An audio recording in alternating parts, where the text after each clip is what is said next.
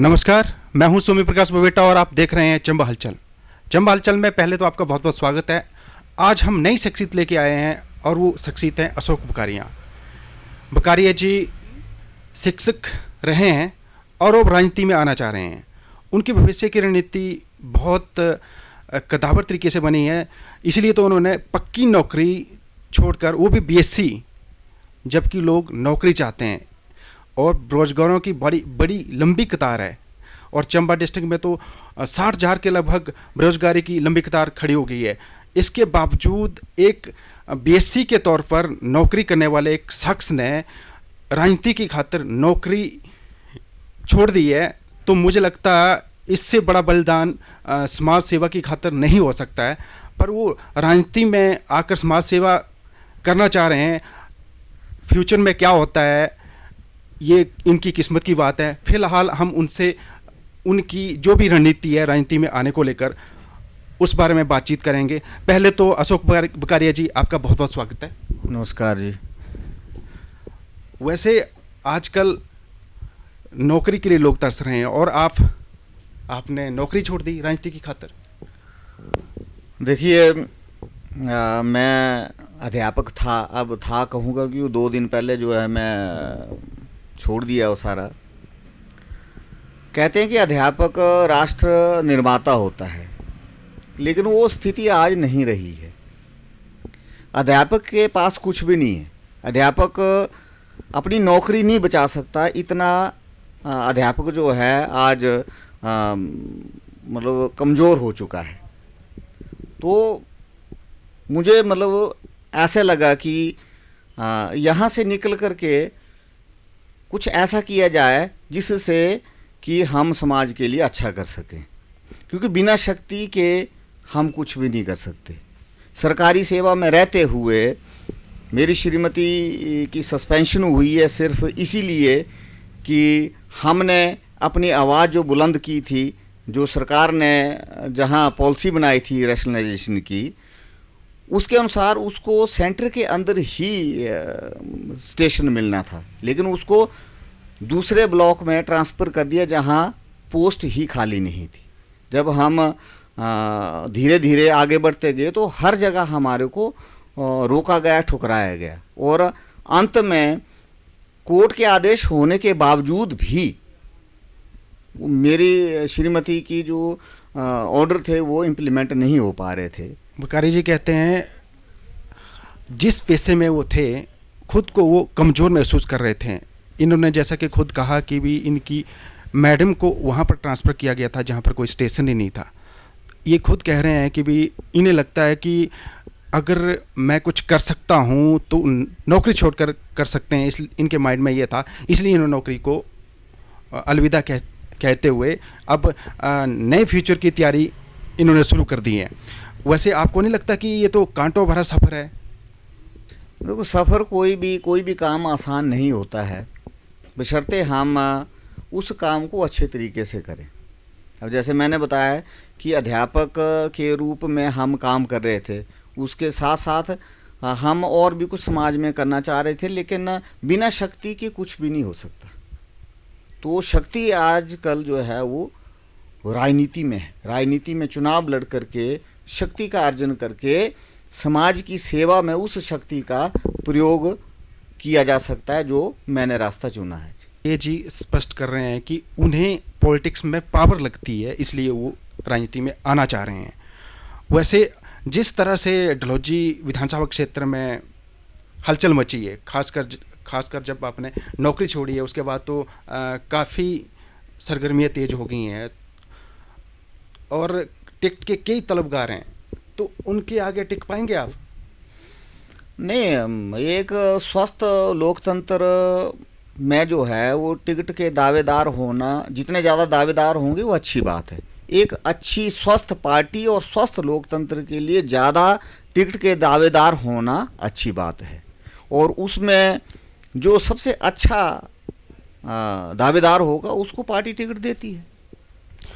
वैसे किस पार्टी से आप टिकट मांगेंगे? स्वाभाविक रूप से मैंने अखिल भारतीय विद्यार्थी परिषद, फिर युवा मोर्चा और राष्ट्रीय स्वयंसेवक संघ में काम किया है, तो स्वाभाविक रूप से भारतीय जनता पार्टी ही मेरी सबसे निकट जो पार्टी है जिसकी विचारधारा मेरी विचारधारा के साथ मिलती है, तो भारतीय जनता पार्टी से मैं चाहूँगा कि टिकट मिलेगी। वैसे जिस तरह से टिकट की 1 2 3 4 5 6 लोगों के नाम जिस तरह से आप खुद जानते हैं कौन कौन है वो, तो आपको आगे आने देंगे? देखिए, मैं काम किया है विद्यार्थी परिषद में, सही तरीके से काम किया है। कांगड़ा डीएवी कॉलेज में जॉइंट सेक्रेटरी, वाइस प्रेसिडेंट और प्रेसिडेंट 3 बार लगातार चुनाव जीता है। फिर युवा मोर्चा में मैंने काम किया, संघ में मैंने काम किया। तो इस संगठनों से मैंने सीखा है किस तरीके से कार्य करना है। तो अपना बेस्ट मैं दूंगा, उसके बाद टिकट मिलेगी तो लड़ूंगा, नहीं तो संगठन का काम भी कर सकता हूँ। उन्हें अपने हिसाब से विकल्प खुला रखा। ये कह रहे हैं कि टिकट तो मांगेंगे ये, और संगठन की अगर जिम्मेदारी मिलती तो वो भी कर सकते हैं, ये इनका ये कहना है। वैसे वहाँ पर भाजपा की वरिष्ठ नेत्री रेणु चड्ढा हैं, उसके अलावा DS ठाकुर भी हैं, विनोद महाजन हैं, आप तो हैं ही, इसके अलावा कोई संदीप जी आ गए हैं लाइन पे, इसके अलावा कुछ और नाम भी है चर्चा में। तो उसमें एक आपको नहीं लगता कि उस लिस्ट के हिसाब से आप उसमें आगे टिक पाएंगे? फिर भी नहीं टिकना तो संगठन में जो ग्राउंड लेवल पे काम करता है उसी पे निर्भर करता है कि हम टिक पाएंगे कि नहीं टिक पाएंगे। कांगड़ा जैसे क्षेत्र में जो दूसरी डिस्ट्रिक्ट में जाकर के 3 बार इलेक्शन लगातार जीतना, ये मेरे को लगता है मेरे अंदर कुछ ऐसी क्षमता थी, इसी कारण से संभव हो पाया, और यहाँ भी होगा। दूसरी बात, जितने सारे आपने कैंडिडेट गिनाए हैं वो अच्छी बात है, क्योंकि सभी को लगता है कि भारतीय जनता पार्टी की सरकार आने वाली, इसलिए उस तरफ को आ रहे हैं। जहाँ लगता है कि सरकार बनेगी उस तरफ को कैंडिडेट ज़्यादा होंगे, और कैंडिडेट ज़्यादा होना अच्छी बात है। एक अच्छी पार्टी की निशानी है कि भारतीय जनता पार्टी में एक आम आदमी को भी टिकट मिल सकती है, और वो भी MLA बन सकता है, प्रधानमंत्री बन सकता है, मुख्यमंत्री बन सकता है। तो ये अच्छी बात है, मैं इसको नेगेटिव नहीं लेता हूँ। वो जिसको पार्टी टिकट देगी हम सभी मिलकर के उसका साथ देंगे। मुझे मिलेगी वो मेरा साथ देंगे, मेरे को नहीं मिलेगी तो जिसको भी टिकट मिलेगी मैं उसका सेव करूंगा। वैसे वहाँ पर कांग्रेस का एक ही नाम चल रहा है और भाजपा के इतने सारे नाम, आपको नहीं लगता कि इसकी वजह से भाजपा ही कमज़ोर होगी? नहीं, मैं इसको दूसरे तरीके से देखता हूँ। वहाँ एक ही कैंडिडेट है, या तो ऐसा लगता है जो टिकट मांगने वालों की कि यहाँ जीतना संभव नहीं है, कांग्रेस की टिकट लेकर के जीतना संभव नहीं है, या दूसरा इस तरीके से लगता है कि वहाँ ऐसा किसी व्यक्ति ने दबदबा बना करके रखा है कि किसी दूसरे लीडर को उभरने ही नहीं दिया जा रहा। ये 2 चीज़ें हो सकती और दोनों चीज़ें खराब है। बकारे जी, जो मैंने इनसे सवाल पूछा था, इन्होंने ये कहा कि भी विरोधी पार्टी में हो सकता है कि भी उनको एक ही चेहरा नजर आता हो, लेकिन इनका ये कहना है कि भाजपा में अगर टिकट के ज़्यादा तलबगार है तो इनको ये लगता है कि पार्टी बहुत बड़ी है, इसलिए टिकट के दावेदार होना जाहिर सी बात है। वैसे आप शिक्षक रहे हैं, तो लोग कहते हैं कि भी शिक्षक जो है फ्यूचर बना सकता है, लेकिन पहली बार ऐसा हो रहा है कि आप राजनीति में आए हैं, तो आप कैसे फ्यूचर बनाएंगे? पहले तो आपको खुद झुकना पड़ेगी अपना फ्यूचर बनाने के लिए। देखिए, वर्तमान जो परिस्थितियां हैं उसमें शिक्षक अपना फ्यूचर ही नहीं बचा पा रहे हैं। पीछे मैंने आपको उदाहरण दिया है कि मेरी श्रीमती का रैशनलाइजेशन के कारण ट्रांसफ़र हुआ है, तो रैशनलाइजेशन के लिए जो पॉलिसी बनी थी उसके अनुसार उसको परिहार सेंटर के टिपरी स्कूल में पोस्टिंग मिलनी थी, लेकिन उसको वहाँ पोस्टिंग नहीं दी। जितने भी रूल थे उनको सेट असाइड करके वहाँ मेल अध्यापकों को, पुरुष अध्यापकों को लगा करके एक महिला अध्यापकों को धर्मड़ी जैसे क्षेत्र में जहाँ पोस्ट ही खाली नहीं थी दूसरे ब्लॉक में ट्रांसफ़र कर दिया। तो अध्यापकों का अपना फ्यूचर खतरे में है, तो दूसरों का फ्यूचर क्या बनाएंगे? तो इसलिए मैं जो है ये शिक्षा के क्षेत्र में शिक्षकों के लिए, समाज के जितने भी विभिन्न कर्मचारी हैं, वर्ग हैं, उनके लिए मैं काम करना चाहूँगा। और मेरे को लगता है कि बिना शक्ति के कुछ भी संभव नहीं, और आज के समय में राजनीति में जाकर के ही शक्ति प्राप्त करके उसको अब सदुपयोग जो है समाज की सेवा के लिए किया जा सकता है। ये मेरा अपना सोचना है। इनका कहना है कि वो राजनीति में आकर वो जो पावर हासिल होगी उसका वो सदुपयोग करेंगे। तो आपके हिसाब से जो पॉलिटिशियन हैं वो सदुपयोग नहीं करते हैं? देखिए, जो वर्तमान में जो हमारा अपना अनुभव रहा है, हमारे साथ जो अनुभव रहा है, वहाँ राजनीतिज्ञों ने अपनी शक्तियों का दुरुपयोग ही किया है। अन्यथा इतना सारा मामला एक अध्यापक, महिला अध्यापक के साथ इतना ज़्यादा ज्यादती हो गई, उत्पीड़न हो गया, कोई नहीं बोला, कोई राजनीतिज्ञ नहीं बोला। कहीं से हमारे सपोर्ट में कहीं से आवाज़ नहीं आई, यूनियंस सपोर्ट में नहीं बोली। हमारे को सिर्फ कोर्ट ने राहत दी और जिसके आदेश मानने से भी इनकार कर दिया गया। वैसे क्या सोच के आप राजनीति में अब कूद ही गए हैं? आप क्या मन में चल रहा है कि राजनीति में आकर आप ये कर सकते हैं, क्या बदलाव कर सकते हैं आप अपने हिसाब से? देखिए, मैं स्टूडेंट पॉलिटिक्स में रहा हूँ, उसके बाद मैं घर में आकर के युवा मोर्चा में मैंने काम किया और साथ में खेती बाड़ी की, सब्जियाँ उगाई, मुर्गी पालन तक किया, गाड़ी चलाई, ड्राइवर के रूप में भी गाड़ी चलाई। तो फिर उसके बाद मैं सरकारी सेवा में आया। तो इतनी सारी चीज़ों का मेरे को अनुभव है। तो मैं उन क्षेत्रों में क्या कमियां हैं, उन कमियों को दूर करना जो है मेरे में, मैं जानता भी हूँ और वो क्षमता भी है। तो ये सारी चीज़ें मैंने देखी हैं। तो कहाँ क्या समस्या है वो मैं खुद अनुभव किया है। तो जब तक व्यक्ति समस्याओं को खुद अनुभव नहीं करेगा तब तक वो उनका समाधान नहीं कर पाएगा। तो मैंने सारी चीज़ें देखी, इसलिए मैं उन सारी चीज़ों को जो है वो सॉल्व कर सकता हूँ। बकारी जी कहते हैं कि उन्हें जो मूलभूत समस्याएं हैं लोगों की, वो खुद उनसे झेल चुके हैं और उन्होंने यहाँ तक कि मजदूरी करी और ड्राइविंग तक की है, तब वो उसके बाद टीचिंग लाइन में आए, अब वो राजनीति में खैर आ गए हैं। वैसे राजनीति में तो आप आ गए हैं, आगे बड़ा फ्यूचर प्लान क्या तय कर रखा है आपने कि भाई ये करना है वो करना है? क्योंकि टिकट की बात तो अभी बात की बात है, अब अभी जब चुनाव आएगा तब आप अप्लाई करें, उससे पहले क्या करेंगे?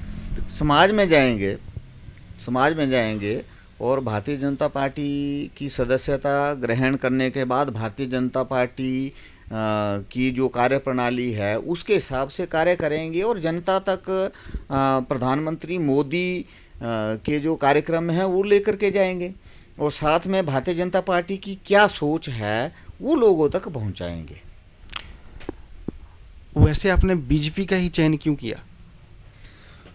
वो इसलिए कि मेरे वैचारिक निकटता बीजेपी के साथ है। मैं जैसे बोला कि अखिल भारतीय विद्यार्थी परिषद और राष्ट्रीय स्वयंसेवक संघ में मैंने जो काम किया है, तो ये सबसे निकट जो है वो मेरे को भारतीय जनता पार्टी ही राजनीतिक क्षेत्र में लगती है।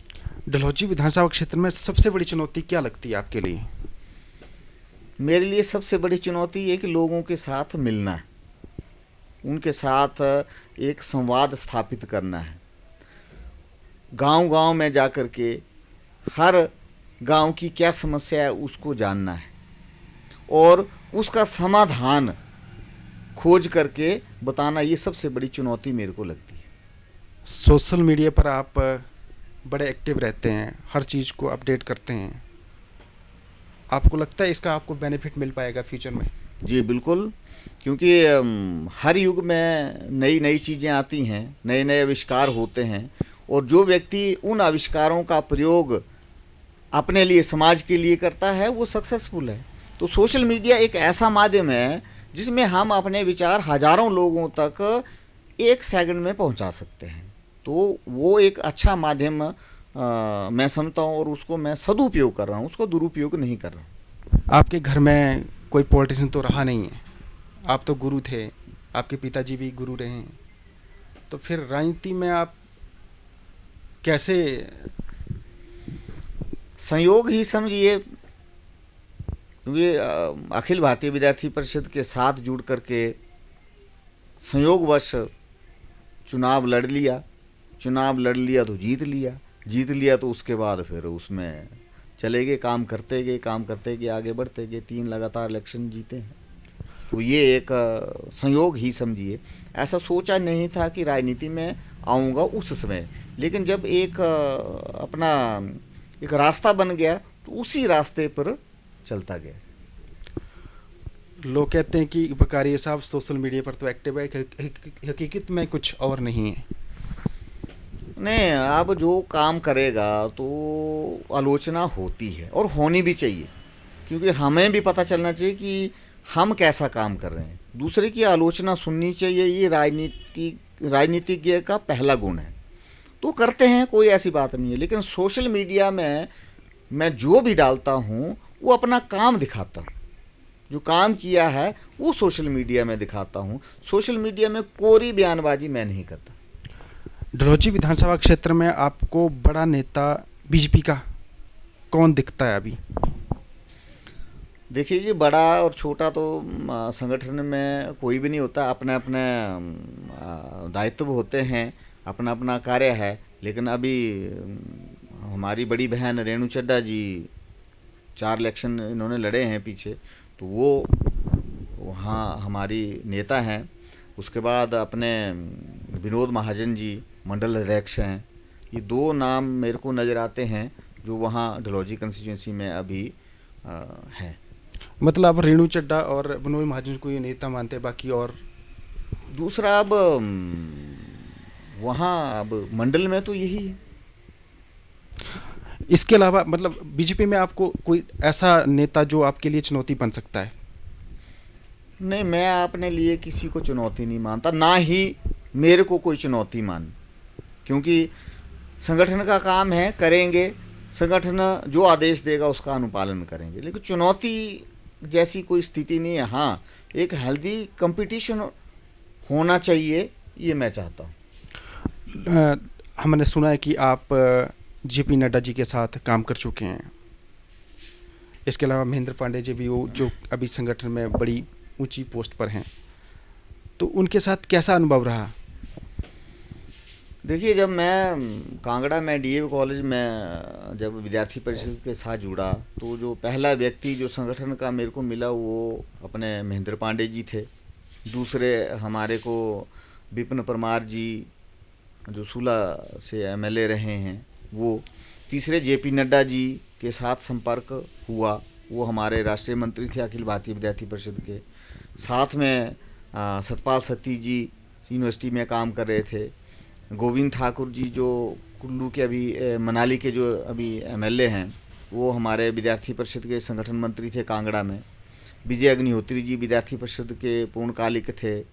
रणधीर शर्मा जी, जयराम ठाकुर जी, इस तरह के बहुत सारे नाम हैं जिनके साथ मैंने काम किया है। कहीं आप इन्हीं के सहारे तो टिकट हासिल करने का प्लान तो नहीं बना रहे हैं? नहीं, अब ऐसा नहीं होता है, क्योंकि पार्टी विनिंग कैंडिडेट को ही टिकट देती है।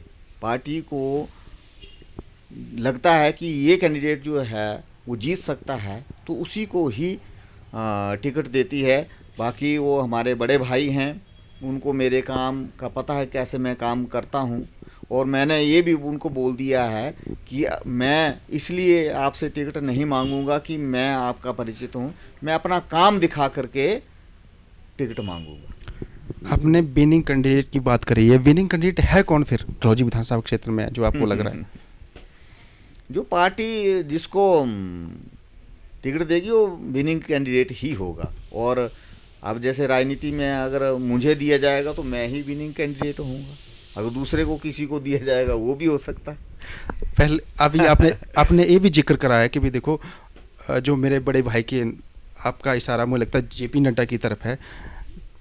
आपने खुद कहा कि आप उनका जो पुराना संपर्क है उसका माध्यम नहीं, वो आप अपना काम दिखाकर उनसे टिकट उन्हीं के माध्यम से मांगना चाह रहे हैं। मतलब जेपी नड्डा जी के सहारे आप नैया पार करना चाह रहे हैं? नहीं, देखिए, मैं संगठन का व्यक्ति हूँ। किसी के साथ नाम जोड़ना वो अच्छा नहीं है, क्योंकि जेपी नड्डा भी भारतीय जनता पार्टी के हमारे अच्छे नेता हैं।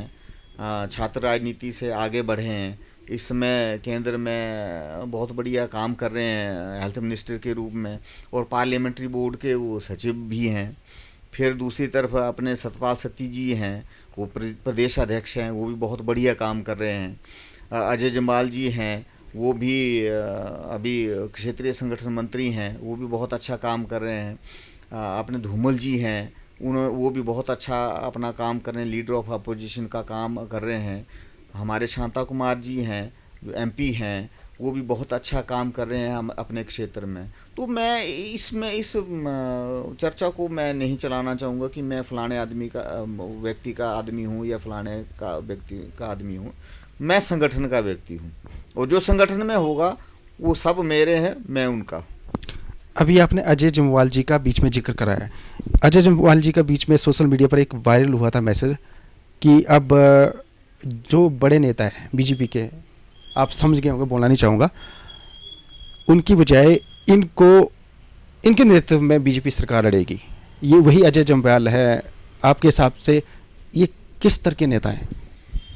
संगठन के व्यक्ति हैं और जो जो उनको दायित्व दिया है वो बखूबी उन्होंने निभाया है। जम्मू कश्मीर के संगठन मंत्री रहे हैं, वहाँ 16 सीटें जीती हैं। पंजाब के संगठन मंत्री रहे, वहाँ भाजपा अकाली दल ने रिपीट किया है।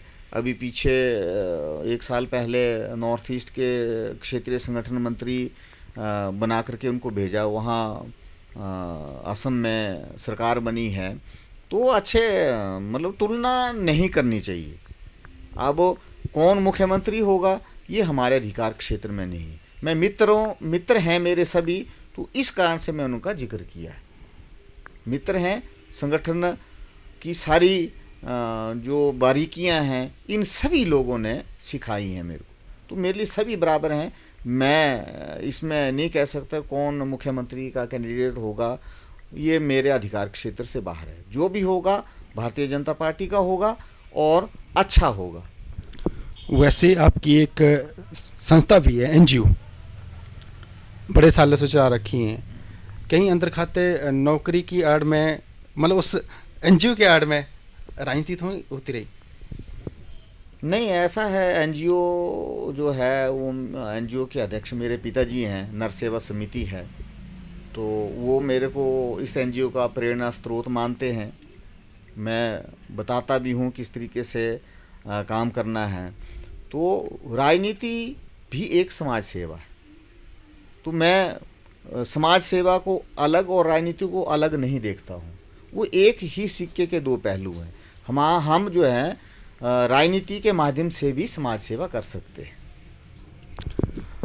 तो कहीं ना कहीं उस संस्था का भी आपको बेनिफिट मिल सकता है?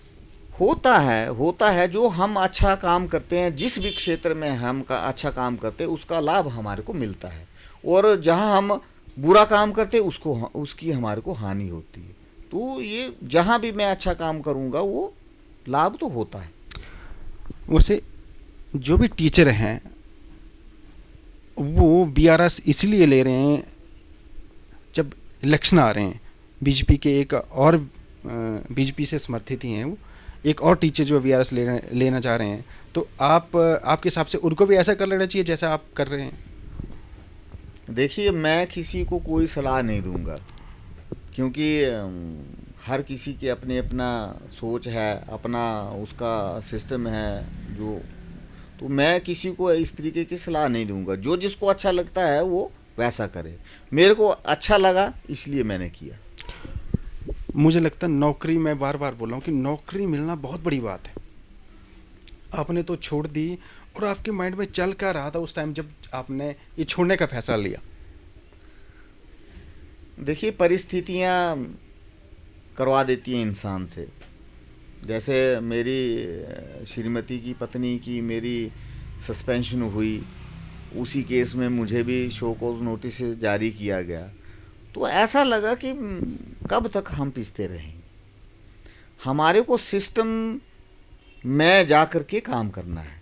हमारे को समस्या का हिस्सा नहीं बनना है, हमारे को समाधान का हिस्सा बनना है। तो मेरे को जो लगा कि मैं वहाँ जा कर के अच्छे तरीके से समाधान कर सकता हूँ शिक्षकों की समस्याओं का और अन्य कर्मचारियों की भी समस्याओं का समाधान मैं अच्छे तरीके से वहाँ कर सकता हूँ। यहाँ तो मैं अपनी पत्नी और अपनी नौकरी बचाने में इतना हो गया था, तो औरों के लिए मैं क्या कर सकता। बड़ी बड़ी बातें शिक्षक राष्ट्र का निर्माण करता है, सारी किताबों की बातें हैं। शिक्षकों की हालत बहुत ख़राब है। एक डायरेक्टरेट शिक्षकों की गतिविधियों को देखने के लिए, शिक्षकों को उनकी कार्यप्रणाली को चेक करने के लिए एक पूरा का पूरा डायरेक्टरेट बैठा दिया है। और सोशल मीडिया में, दूसरे अपने मीडिया, प्रेस और इलेक्ट्रॉनिक मीडिया में अध्यापकों को एक विलेन जैसा बना दिया है कि अध्यापक जो है वो फरलो लगाते हैं, सही तरीके से काम नहीं करते हैं। ये अच्छा नहीं है, इस तरीके से नहीं होना चाहिए। शिक्षक ही क्यों, सभी के लिए होना चाहिए। जितने भी कर्मचारी हैं, वो डायरेक्टरेट सिर्फ शिक्षकों के लिए ही क्यों बना है? वो डायरेक्टरेट तो सभी कर्मचारियों के लिए होना चाहिए, और ख़ास करके उन अधिकारियों के ऊपर खास नज़र रखनी चाहिए जो नियमों का उल्लंघन करके ट्रांसफर्स करते हैं, या अध्यापक को जहां पोस्टिंग मिलनी है उसको रोकते हैं। ऐसे अधिकारियों के ऊपर भी इस डायरेक्टरेट को जो है वो काम करना चाहिए। लेकिन अध्यापकों को ही टारगेट करना ये अच्छी बात नहीं है, ये अच्छी बात नहीं है। एक गुरु जिसको समाज में एक गुरु के रूप में पूजा जाता था, आज वो गुरु जो है वो सभी की उंगलियां उसकी ऊपर उठ रही हैं, क्योंकि एक पूरा का पूरा डायरेक्टरेट उन अध्यापकों को जो है वो करने के लिए, गतिविधियों को चेक करने के लिए या इस तरीके की भ्रांति फैलाने के लिए वो रख दिया। मैं इसका विरोध करता हूँ, और ये डायरेक्टरेट अगर बनाना है तो सभी कर्मचारियों के लिए बने, और उन कर्मचारियों जो अधिकारी हैं उनके ऊपर भी वो जांच बिठाए। आप सरकारी स्कूल के मास्टर रहे हैं, वर्तमान जो सिस्टम चल रहा है सरकारी स्कूलों का, वो बढ़िया चल रहा है क्या? देखिए, हर क्षेत्र में अच्छे के लिए संभावनाएं होती हैं। आइडियल कोई भी सिस्टम नहीं होता है, चाहे वो स्कूल हो चाहे कोई अन्य संस्था हो। बहुत सारा काम जो है वो शिक्षा के क्षेत्र में, स्कूलों में करने को है। ग्रेडिंग सिस्टम ठीक है क्या? ग्रेडिंग सिस्टम होना चाहिए, ग्रेडिंग सिस्टम होना चाहिए, लेकिन वो जितनी वो कागजी कार्रवाई है वो थोड़ा कम होना चाहिए। मैं सेंट्रल स्कूल सुरंगानी में पढ़ा हूँ, तो मैं 1985 की अपनी डायरी देख रहा था, उसमें वो सारा ग्रेडिंग सिस्टम उस समय से लागू है, 1985 से। लेकिन किसी को इतना इसका पता नहीं चला, इतना जो हल्ला हुआ वो कभी नहीं हुआ। वो अच्छा एक बढ़िया सा सिस्टम था जो हुआ, और ग्रेडिंग सिस्टम होना चाहिए, लेकिन उसकी जो कागजी कार्रवाई है वो कम होनी चाहिए। तो क्या पास फेल जो सिस्टम था वो पहला वाला ठीक नहीं था? देखिए, अब मैं शिक्षा के क्षेत्र के साथ जुड़ा हूँ, तो फेल तो नहीं करना चाहिए किसी को, क्योंकि जिस व्यक्ति ने इंसान के रूप में जन्म ले लिया है, वो ऊपर वाले ने उसको पास कर दिया है। उसको हम अध्यापक या कोई और फेल करने वाला कौन हो सकता है? हम इतिहास को देखें, एडिसन तो ज़्यादा पढ़े नहीं थे, बहुत सारे वैज्ञानिक हमारे जो थे वो नहीं पढ़े थे, कम पढ़े थे, लेकिन वो बड़ी सारी इन्वेंशंस की हैं, खोजें की हैं। तो ये शिक्षा एक अलग सब्जेक्ट है और पढ़ाई एक अलग सब्जेक्ट है। जब हम शिक्षा और पढ़ाई को मिक्स कर देते हैं, तब ये जो गलतफहमियाँ पैदा होती हैं।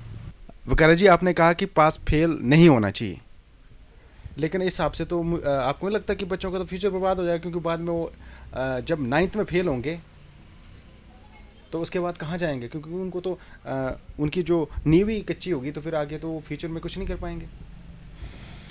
नहीं, देखिए, शिक्षा का जो मेरी अवधारणा है वो अलग है। शिक्षा अलग है, पढ़ाई अलग है।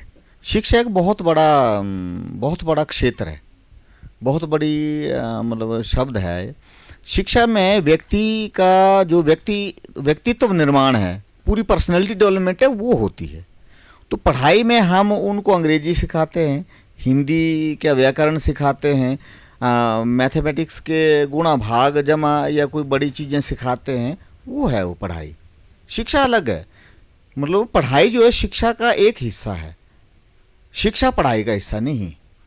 तो आप जैसे देखते हैं कि हम अगर अपने चारों ओर नज़र दौड़ाएं, तो जो बहुत बड़े ठेकेदार हैं वो बहुत ज़्यादा नहीं पढ़े हैं। और जो बहुत बड़े दुकानदार हैं, उद्योगपति हैं, जो सक्सेसफुल लोग हैं, वो ज़्यादा नहीं पढ़े हैं। तो पढ़ाई को शिक्षा के साथ नहीं जोड़ना। शिक्षा तो एक बहुत बड़ी ब्रॉड टर्म है। वो शिक्षा शिक्षक अध्यापक ही नहीं दे सकता। वो माँ से उसको मिलना शुरू होती है, फिर परिवार से उसको मिलना शुरू होती है। जब बच्चा थोड़ा सा बड़ा होता है तो वो अपने गांव से सीखता है, फिर वो थोड़ा सा और बड़ा होता तो अपने जहाँ जहाँ जाता है वहाँ से सीखता है। अध्यापक के पास तो बहुत बाद में आता है, जब वो 5 साल का हो गया होता है उसके बाद आता है। तो बहुत सारी शिक्षा तो उसकी पहले ही हो गई होती है। हम अध्यापक सिर्फ उनको पढ़ा सकते हैं। शिक्षित करना सिर्फ अध्यापक के ही बस का काम नहीं है। हाँ, वो भी उसमें भी अध्यापक का बहुत बड़ा रोल है, लेकिन केवल शिक्षक का ही शिक्षा में रोल नहीं है, पूरे समाज का रोल है। मैं जैसे आपको उदाहरण देता हूँ कि जब तक किसी व्यक्ति में सीखने की लालसा नहीं पैदा होगी, तब तक व्यक्ति नहीं सीख पाता है। मैं अपना उदाहरण देता हूँ। मैं कॉलेज में पढ़ता था, हिंदी मैंने 10वीं तक पढ़ी, साइंस का विद्यार्थी था, अंग्रेजी में चलता था। लेकिन जब मैं एक कविता लिखने का शौक़ पैदा हुआ तो मैं कैसे को 2 मात्रा लगाऊं और ए को भी 2 मात्रा लगाऊं, ऐसे और कैसे मेरे से नहीं लिखा जाए। तो मेरे को ऐसा लगा कि भाई नहीं, मैं कैसा भारतीय हूँ, कैसा हिंदुस्तानी हूँ जिसको हिंदी शुद्ध लिखनी नहीं आती। और वो मैंने हिंदी सीखी और आज बहुत अच्छी हिंदी में, शुद्ध हिंदी में लिख लेता हूँ, बोल लेता हूँ। तो इस तरीके से आदमी जब सीखना चाहता है तो बाद में भी सीख सकता है। हमारा सिर्फ उद्देश्य ये होना चाहिए कि हमारे को विद्यालय को एक पढ़ाई का केंद्र नहीं बनाना, उसको पर्सनालिटी डेवलपमेंट का एक केंद्र बनाना है, व्यक्तित्व निर्माण का केंद्र उसको हमारे को बनाना है, ताकि वो अच्छे व्यक्ति जो हैं उससे निकल करके जाएं। वो जो अच्छे किसान हों, अच्छे बागवान निकलें आगे, अच्छे ड्राइवर निकलें, अच्छे अध्यापक निकलें, अच्छे वैज्ञानिक निकलें। वो उनके अंदर जो है वो चीज़ें हमारे को पैदा करनी है जो हमारे समाज के लिए उपयोगी नागरिक बने। सिर्फ ऐसा नहीं कि किसी को ज्योमेट्री का कोई प्रश्न नहीं आया या किसी को कोई बड़ा कोई ऐसा हल करना नहीं आया या कोई अंग्रेजी नहीं लिख पाया या बोल पाया तो वो यूज़लेस हो गया। ऐसा कुछ भी नहीं है। समाज में हर तरह की व्यक्ति की ज़रूरत है। अगर कोई एक चीज़ नहीं आती तो वो दूसरी चीज़ में सक्षम है। जिन चीज़ों में वो सक्षम है उनको निखारना है, उनको बढ़ाना है। तो मेरी शिक्षा की अवधारणा ये है, इस तरह की है जो हर कोई नहीं समझ पाता है, इसलिए कन्फ्यूजन है। तो मैं तभी बोलता हूँ कि हम अगर फेल करते जाएंगे तो बच्चा तो वहीं रहेगा। वो मैं आपको उदाहरण दिए कि बड़े ठेकेदार, अगर मैं नाम नहीं लेना चाहूँगा, जो आप अपनी चारों तरफ देखें वो बहुत कम पढ़े लोग हैं।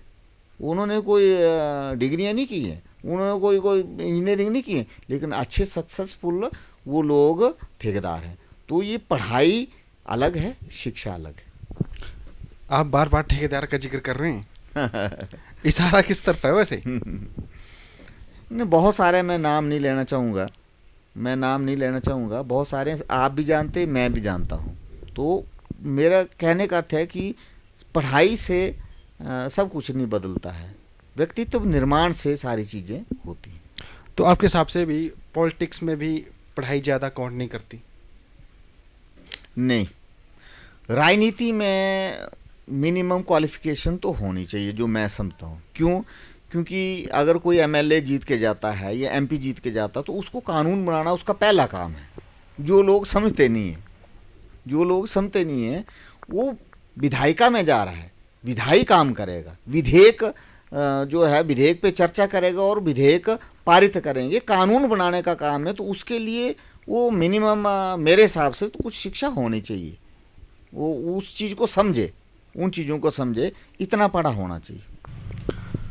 आजकल जो है पेरेंट्स जो हैं सरकारी स्कूलों की बजाय प्राइवेट स्कूलों की तरफ ज़्यादा रुख कर रहे हैं, ऐसा क्यों? देखिए, इसके 2 कारण हैं। एक तो जो हमारे सरकारी विद्यालय हैं उसमें स्टाफ पूरा नहीं होता, टीचिंग और नॉन टीचिंग।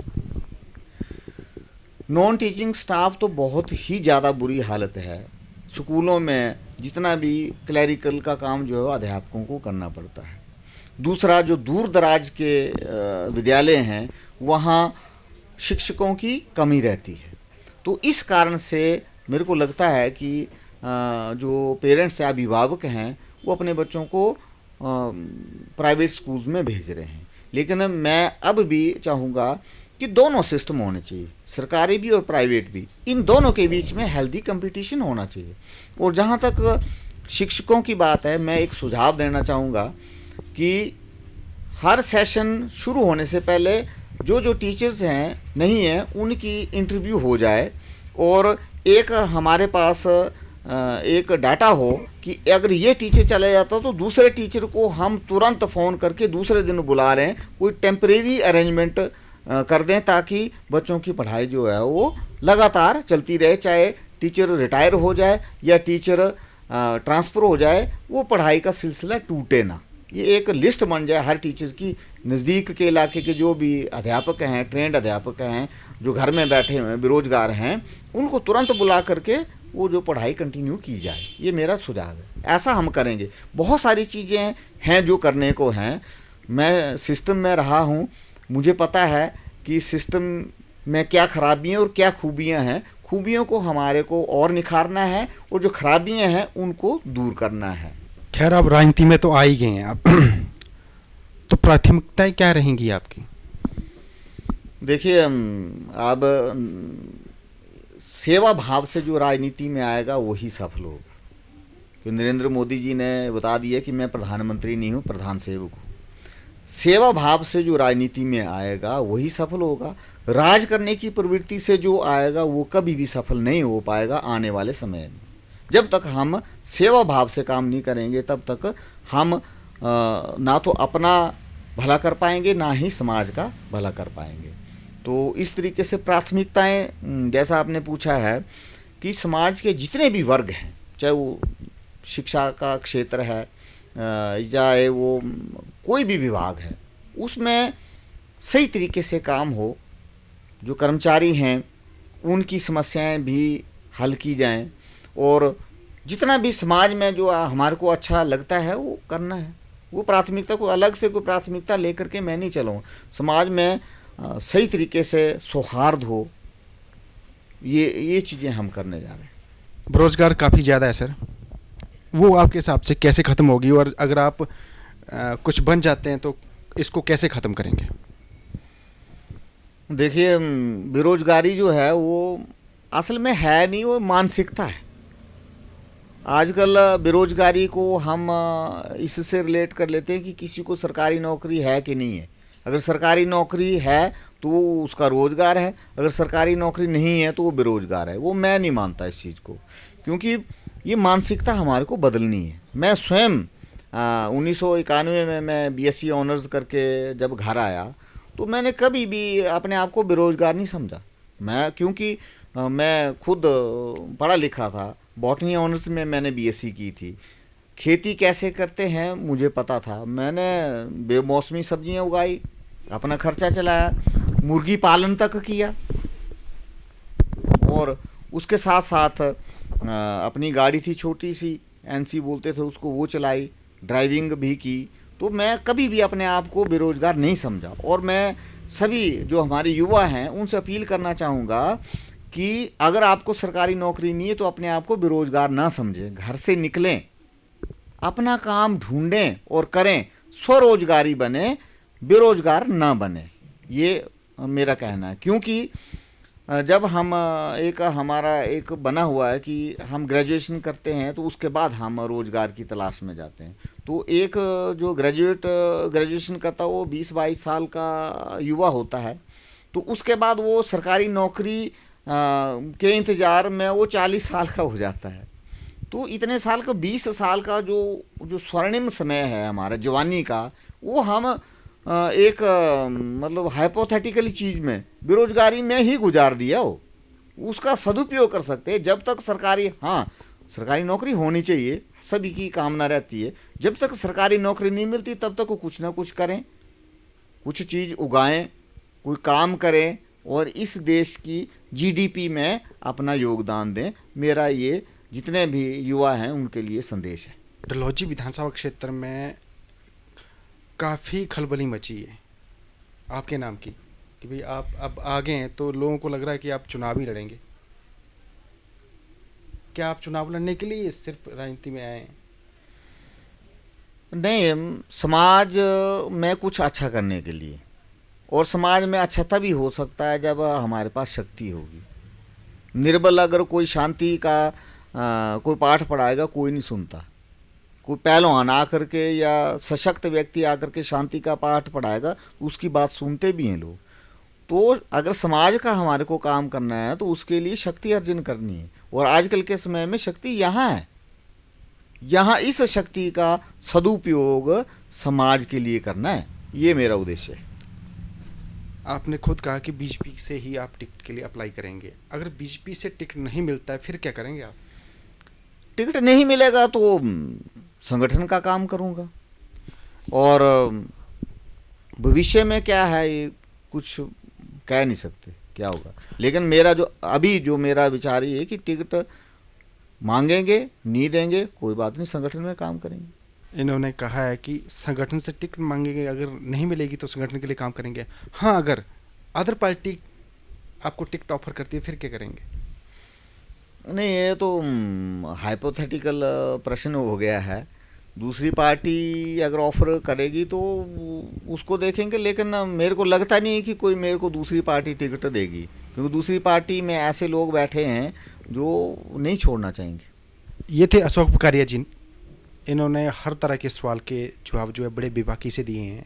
अगली बार हम नई शख्सियत लेके आएंगे, तब तक के लिए बहुत बहुत धन्यवाद।